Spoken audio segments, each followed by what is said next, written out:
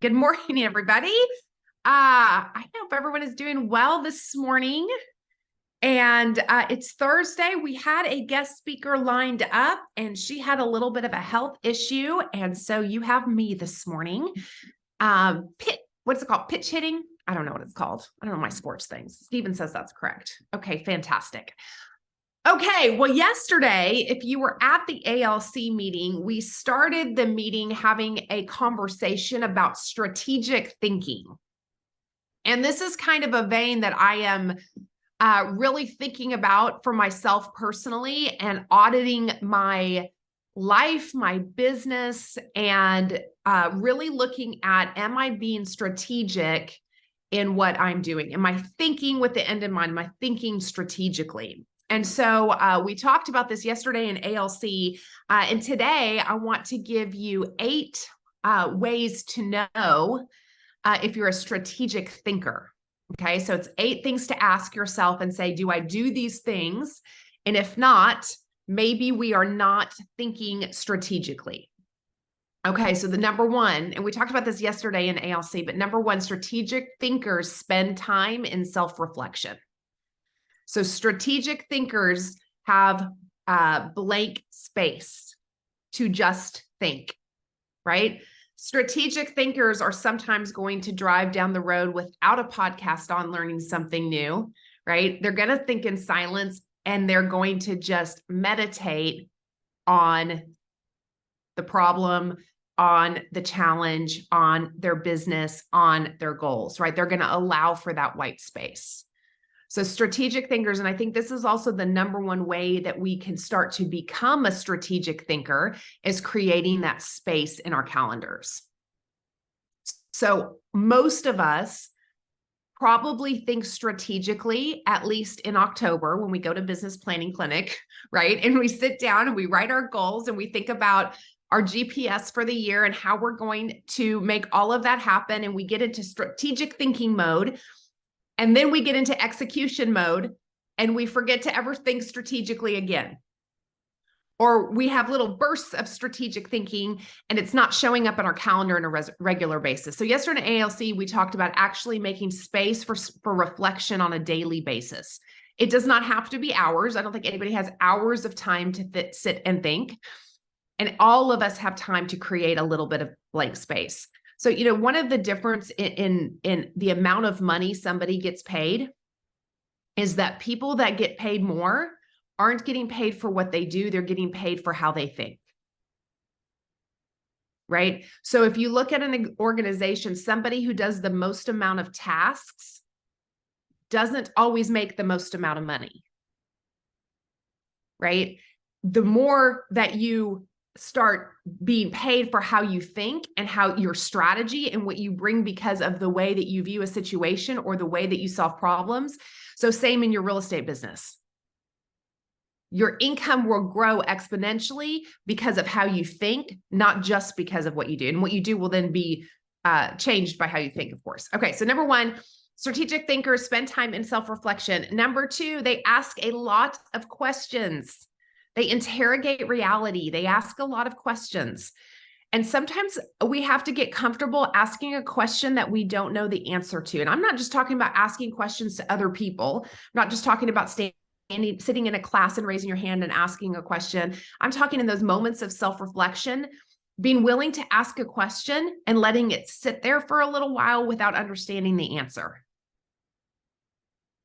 We don't always have to know all the answers. Sometimes the journey is in asking the question and just marinating in the search for the answer.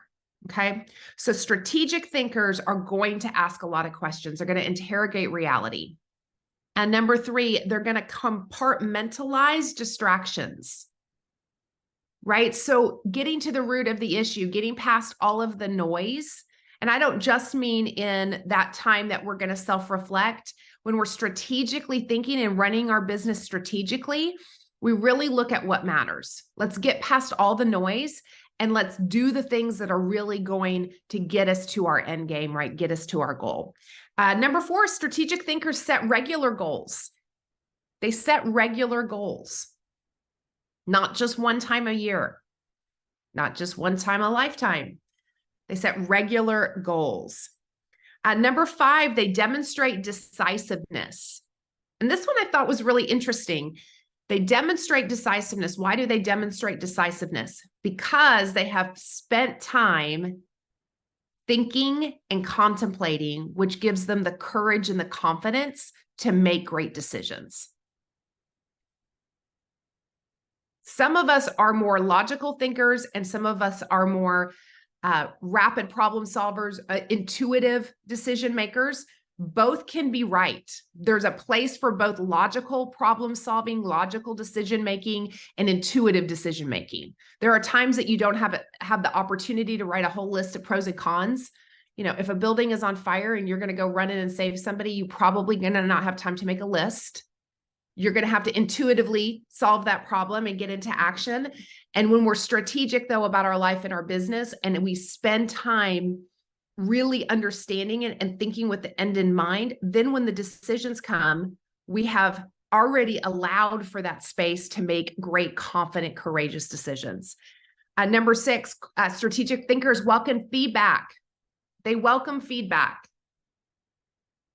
One of the benefits of coaching is that coaching is not just about accountability. Coaching is also about strategy. It's not just, am I doing the activities every single day that I need to be doing? It's, am I making the right calls to the right people and saying the right thing? Or the most effective thing? Is there a strategy to this that is helping me get to my end game? So coaching can sometimes we say, well, I don't need somebody to tell me what to do. I don't need somebody to hold me accountable. I get myself up out of bed every single day. I show up to the office. I pick up the phone. And are we strategic about those activities? And a great coach can help us with feedback on strategy. Number 7, strategic thinkers enjoy helping others. They enjoy helping others. They realize it's not just about themselves. It was really interesting. I was meeting with somebody who's actually making the move back to Keller Williams, and she said, one of the things I miss is the investing in others, is the opportunity to teach. It's the opportunity to give back. And she said, it actually made me so much better. It sharpened me, and I missed that opportunity. So there's a strategy, even almost a selfish strategy of helping others, because we know when we contribute and we give back and it's not just about us, that we benefit so greatly from that. And then the last thing is strategic thinkers plan long-term. They have long-term goals. Why would that be a mark of a strategic thinker? Because a strategic thinker is beginning with the end in mind. They're looking at what they want to build in their life and in their business and in their finances. And so then when they're planning their goals for the year, they're planning their goals for the quarter, they're saying strategically, what domino do I need to hit so that when I hit this domino this quarter, it hits that next domino, and then I'm getting to the end goal of what I'm really trying to build or accomplish. So I would encourage everybody, number 1, I think the key in all of this is that blank space or that white space on our calendar to really stop and think. And when you have that space, you think, what do I do with no noise and complete silence? Ask questions. And it may be beneficial to write down some questions that you want to kind of sit and marinate on. I would start with your life. I would look at your business. I would look at your lead generation buckets.